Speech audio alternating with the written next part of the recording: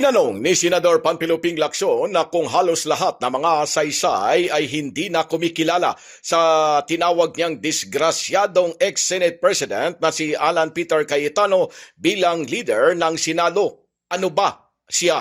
Kasabay ng puna na puro Facebook Live lang ang alam ni Cayetano na nagpapakita ng kahinaan nito sa batas at sa datos. Binabaliwala din ni Lacson ang pinakabagong aligasyon ni Cayetano na nakipagsabwatan umano siya sa Palasyo ng Malacanang upang idiin ang ilang personalidad sa iskandalo sa flood control habang pinagtatakpan ang iba at iginiit na pinagtibay ng Ombudsman at Sandigan Bayan ang mga natuklasan ng Blue Ribbon Committee noong kanyang panunungkulan.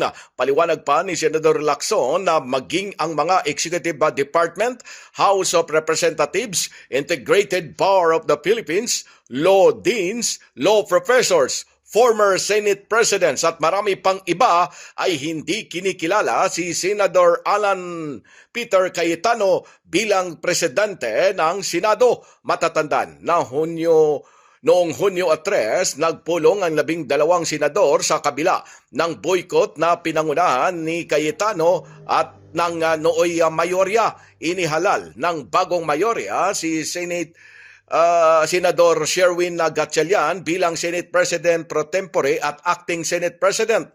Kinilala ang pagbabago sa liderato ng Senado ng Malacanang, ng liderato ng Kamara de Representantes at ng Integrated Bar of the Philippines, bukod pa sa marami pang iba. Sa kabila nito, iginiit pa rin ni Cayetano na siya pa rin ang Senate President.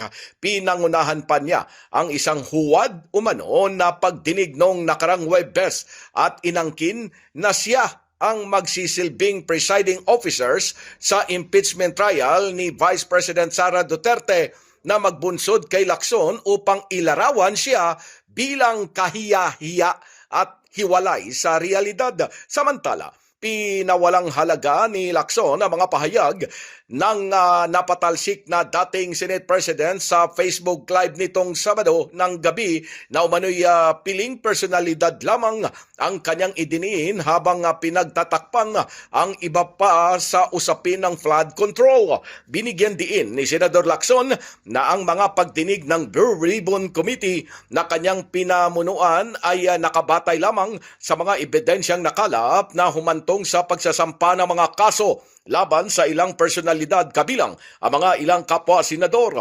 Bagamat sinabi ni Lacson na nasasaktan siya sa sinapit ng ilang kanyang mga kasamahan, hindi niya maaaring talikuran ang kanyang tungkulin bilang chairman ng Blue Ribbon Committee. Noong panahong iyon, nakatakdang magsagawa ng pagdinig si Senator Erwin Tulfo, ang bagong chairman ng Blue Ribbon Committee, kaugnay ng usapin sa flood control bukas, Lunes yan, Hunyo 8. Pilipinas, mula sa Senado, Silvestre Rambulabay, Radyo Kayo Manggi.